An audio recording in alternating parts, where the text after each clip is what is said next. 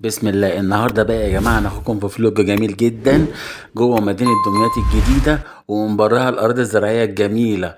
اوعى بقى تنسى اللايك والسبسكرايب والشير. اوعى، انا شايفك، ها، قناتنا حلوه وتستحق كل حاجه. تعالوا بقى نشوف الجمال. شايفين المباني الجميله؟ اسيبك بقى يا معلم تعيش.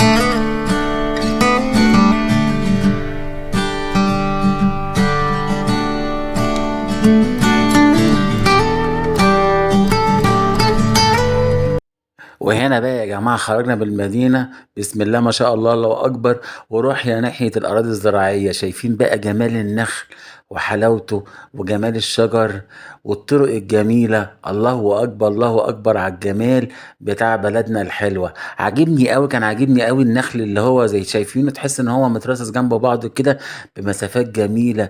بجد تحفة تحفة تحفة تحفة. اسيبك يا معلم تشوف. بقول لك ايه، انا شايفك متنساش اللايك والسبسكرايب. شايفين ده بقى؟ دي بوابة دمياط الجديدة بقى. شايفين حتى كانت معمولة بشكل جميل ازاي؟ هيبتدي بقى النخل وجماله بقى ايه يبان الوقت. شايفين الشجر وجماله؟ شايفين؟ وهتلاقوا بقى بعد كده في رمال صحراوية جميلة أو أعشاب هي جميلة بجد تحفة. يا جماعة المناطق دي، الحاجات الطبيعية دي بتخلي الواحد كده، عارفين، قلبه بيرقص من الفرحة كده. شايفين النخلة؟ الله على الجمال. شايفين النخلة، كل نخلة جنب بعضها ازاي، والقنايات الصغيرة. الله على جمالك يا بلدي. كل شبر في بلدنا وكل حاجة في مدينتنا دمياط الجميلة حلوة.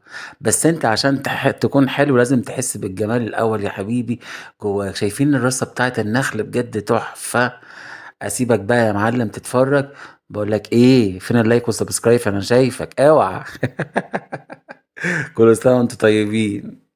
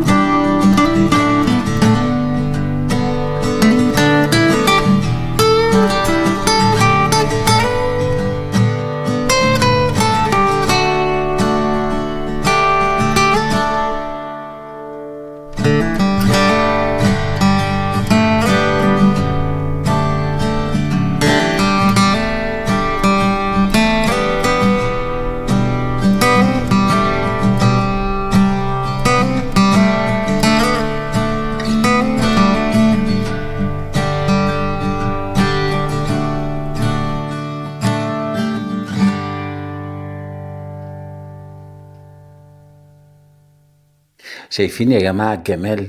شايفين الحلاوة؟ اللي فات من شوية ده كان مصنع، تقريبا كان مصنع طوب، حاجة زي كده. شايفين؟ شايفين بجد شكل النخل الجميل وشكل الشجر؟ بجد حاجة كده تشرح القلب.